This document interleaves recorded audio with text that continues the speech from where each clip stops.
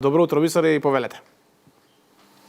Токму така, добро утро, Роберт, до тебе во студиото, добро утро и до сите наши гледачи, токму така, во живо од меѓаше првата детска амбасада. Клементина Добравска е со мене ова утро, волонтер од детската амбасада. Меѓаше да слушнеме малку повеќе, како што каже Роберт, веќе најави она детска недела сека година од месец октомври. Првата недела се одбележува, што всушност значи? Зошто месец октомври? Зошто е таа прва детска недела? Добро утро. Добро утро.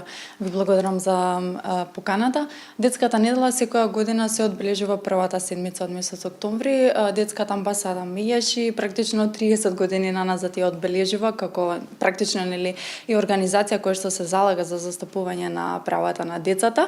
Оваа година детската недела кај нас започна и изминатата недела, ќе трае во текот на целиот месец, така што детскиот џагор практично се слуша во текот на секоја недела, во текот на целата година, така што Детската недела и уствари всушност целта на детската недела е да зборуваме за детските права, за детските одговорности, но и сите ние возрастните кои ги имаме одговорностите према децата.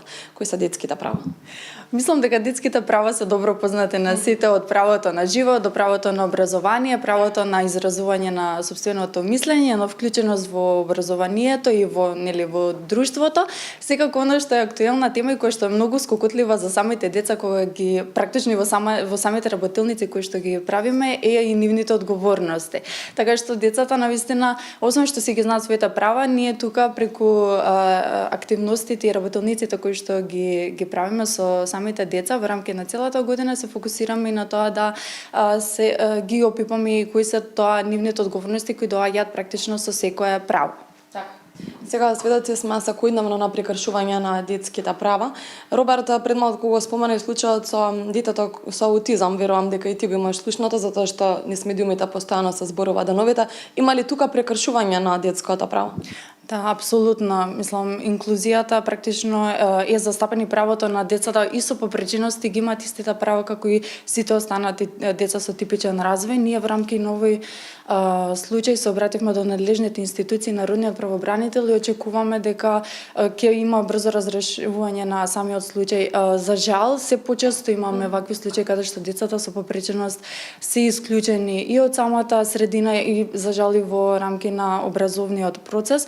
Па се надеваме дека со ваквите пораки, ваквите изданија и вас како медиумски куќи ќе помогнеме во потикнување и поголема инклузија и освестување на инклузијата во рамки на нашето општество и кај самите деца. Клементина, кога ние сме сведоци на некоја злоупотреба на детско право, каде се пријавува?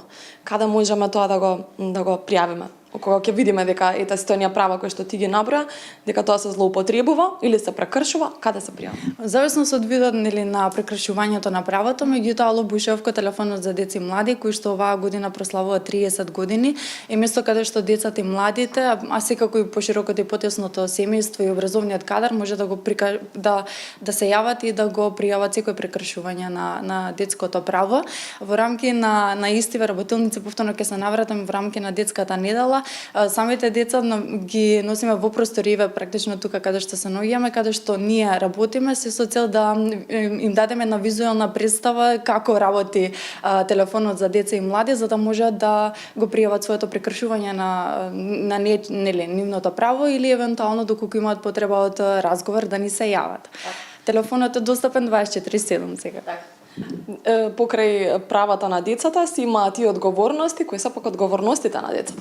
Па една од одговорностите на пример е да си го наместат својот кревет наутро.